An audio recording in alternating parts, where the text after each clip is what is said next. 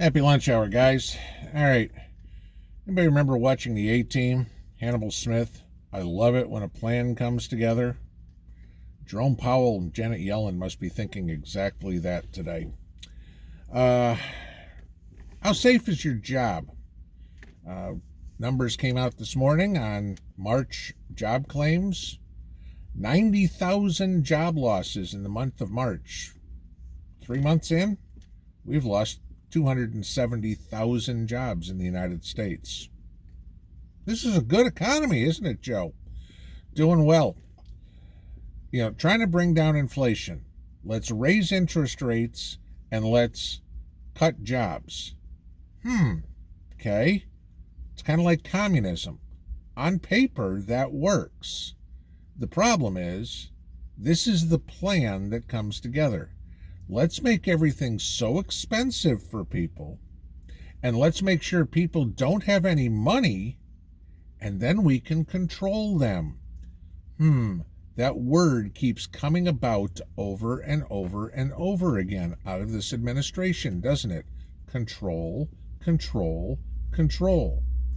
I, for one, do not plan on being controlled anytime soon. You look at what they're trying to do, okay?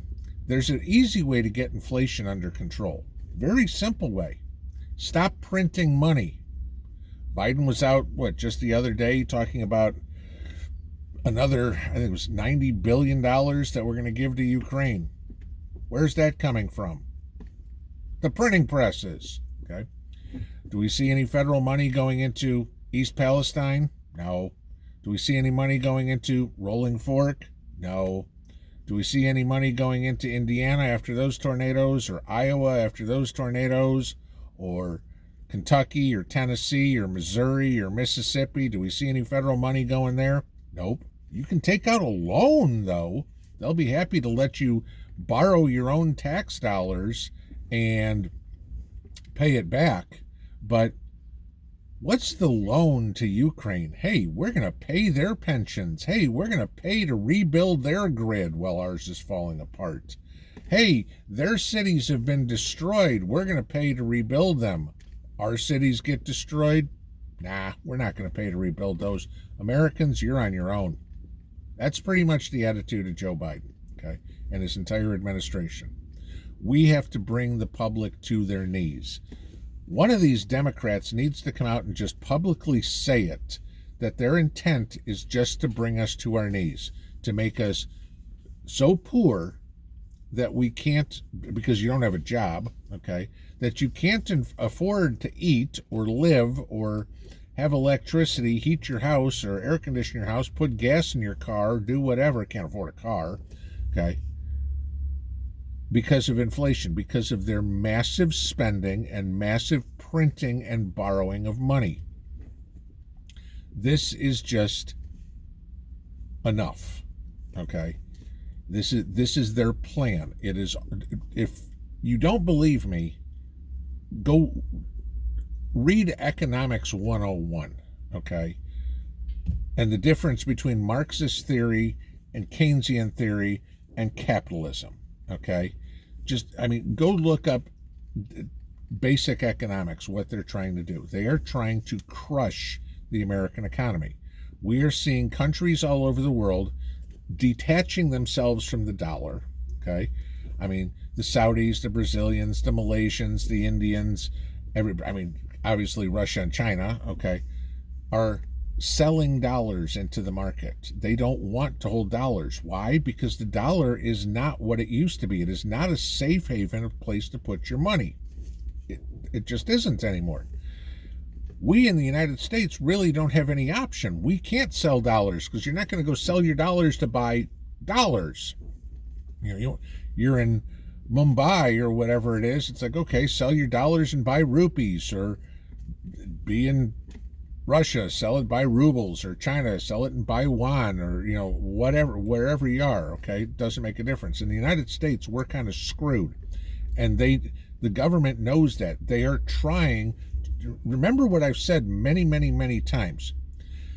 The only thing that is keeping the world from going globalist communist is the United States. Unless they get the United States involved in this globalism bullshit to swallow it hook, line, and sinker, the world can easily tip to a globalist, one world government, Klaus Schwab hellhole.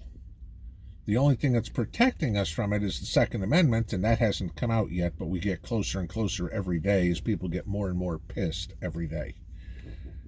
That's the latest on that one. Yeah, so if you still have your job, be thankful, but be very wary about it. I mean, I'd be paying bills and banking money and stuff as fast as you can, sticking money in the oh shit fund, because you have no idea every Friday, tomorrow, if you go into the office and your boss says, we're laying off 10% of our workforce, sorry, you're out of a job. They don't give you 2 weeks notice. They just tell you, bye, don't come back on Monday. All right.